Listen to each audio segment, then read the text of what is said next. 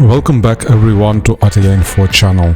The all-new Audi RS5 has been finally shown a few days ago, and it replaces the RS4 Avant and RS5 Sportback. The official presentation, it was shown in a few official color options, and the online configurator is not available yet. So we have spent some time and illustrated the new RS Sedan and Avant with most popular colors. Please check and let us know which suits you best.